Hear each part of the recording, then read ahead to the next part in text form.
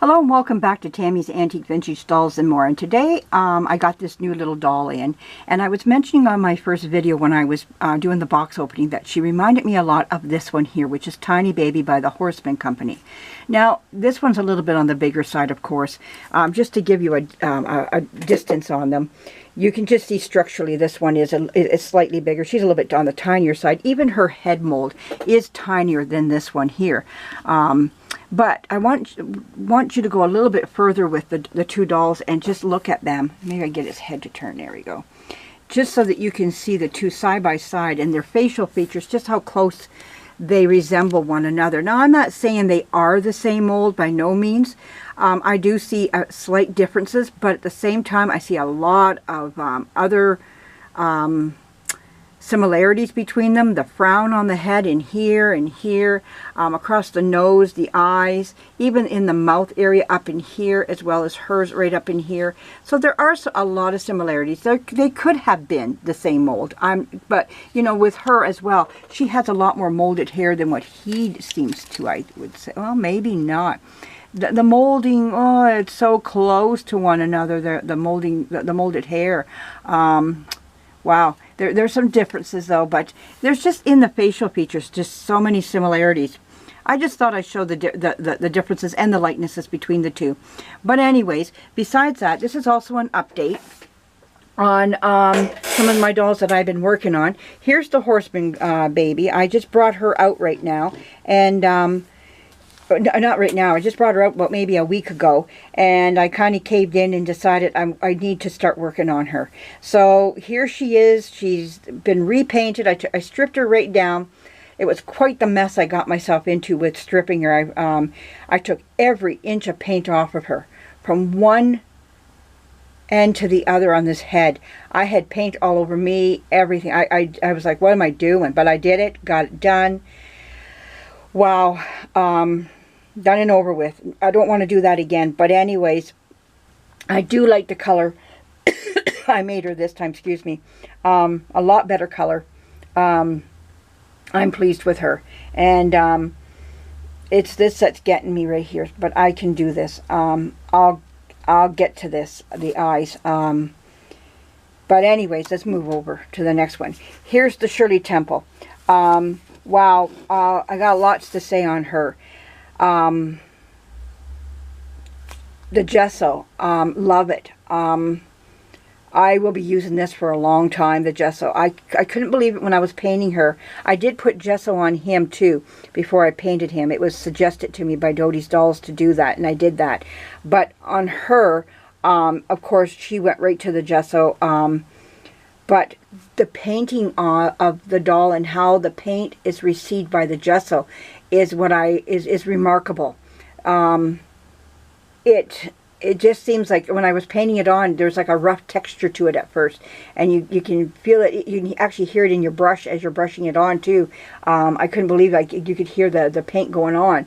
And I was like, and then the first few coats didn't look the best to me. I was like, oh my goodness, what am I doing? But as I progressed through more and more and more coats of paint, she just turned right around. Here's the back of her head here, and it just made worlds of differences here on her.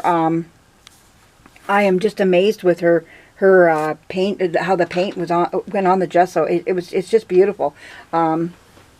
Just looking at the paint job on her, it just, wow, it wowed me back. Really, really pleased with her.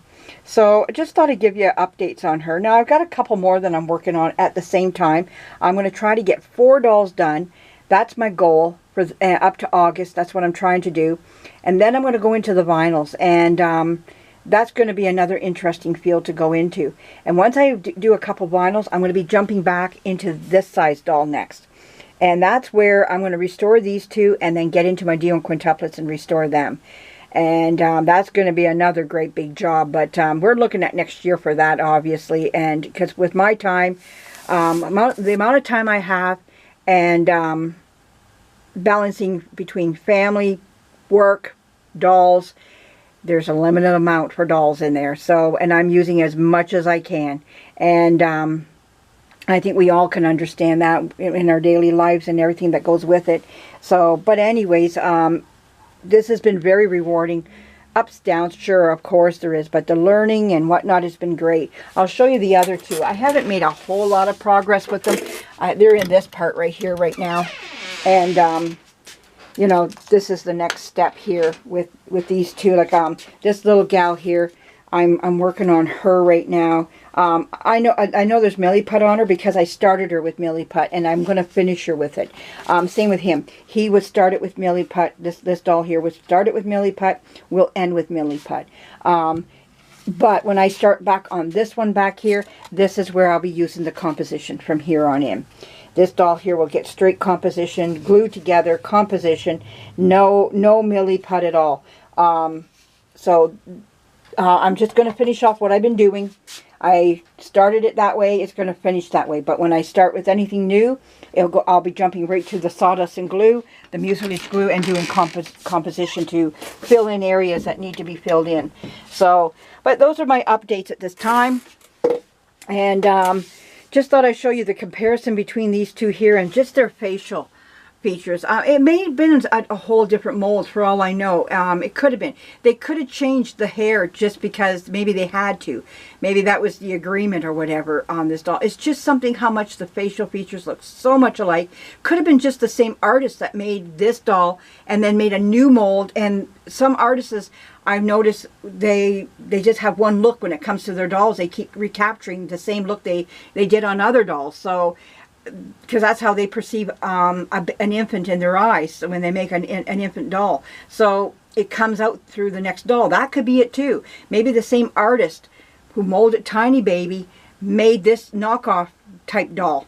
And that could very well be. I don't know. But whatever the case may be, they do have a lot of looks that really are remarkable, that they share back and forth. So but they're going to get done together. They're going to be redone and restored, and they'll become great friends together here. So they'll be telling all their doll secrets. So, but anyways, I'll leave it at that. You have a great day and a great week. Bye-bye.